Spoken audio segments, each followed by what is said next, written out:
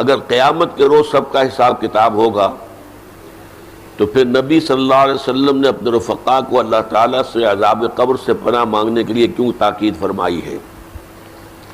کیا یہ عذاب حساب کتاب سے پہلے ہی شروع ہو جائے گا؟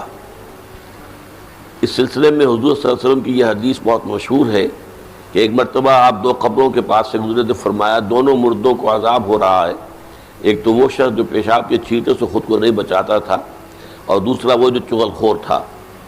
اس حدیث مبارکہ سے کیا یہ بات ثابت ہوتی ہے کہ عذاب قبر مندرجہ بالا گناہوں کے سرزد ہونے ہی پر ملے گا۔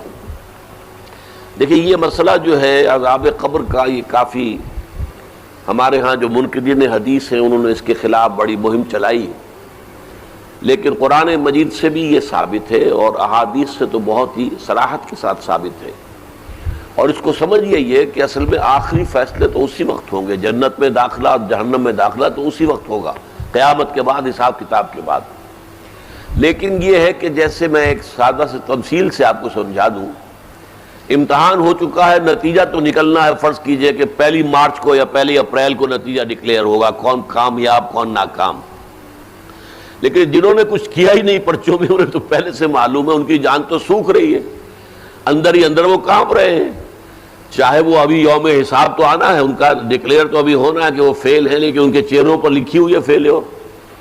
یہی معاملہ ہے کہ جو کچھ انسان نے کمایا ہے عالم برزخ میں بھی اس کی کچھ کیفیات اس کے اوپر طاری رہیں گی۔ تفاصیل میں ہم نہیں جا سکتے کہ کیسے ہوگا، یہ ہم نہیں جان سکتے۔ عالم برزخ، عالم آخرہ، اس کے بارے میں جو مجمل باتیں آ جائیں قرآن میں حدیث میں، بس اس پر ہمیں اکتفا کرنی چاہیے۔ تفصیل میں جائیں گے تو اس سے خام خواہ کے بکھیڑے اور خام خواہ کے اختلافات اور فرقہ بندیاں شروع ہوتی ہیں، لیکن کوئی نہ کوئی عکس ہے۔ سورہ فرقان میں فرمایا یضاعف لہ العذاب یوم القیامہ، قیامت کے دن اس کے لیے عذاب دگنا کر دیا جائے گا۔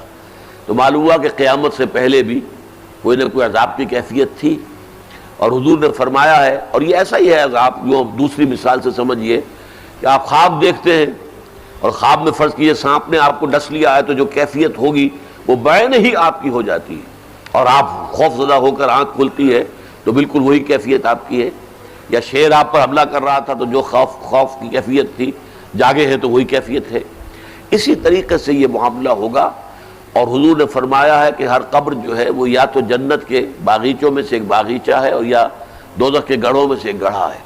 اور بعض جگہ یہ کہا گیا ہے کہ جیسے ہی قبر میں داخل ہوتا ہے تو اس کے بعد جو ہے یا کھڑکی کھول دی جاتی ہے جنت کی طرف سے کہ ٹھنڈی ہوائیں اور خوشبوئیں آتی ہیں، اور یا یہ کہ وہ ایک کھڑکی کھول دی جاتی ہے جہنم کی طرف سے کہ جس سے کہ لو آتی ہے، لپٹ آتی ہے آگ کی۔ تو بس اس پر اجمالاً اسی درجے میں ماننا چاہیے۔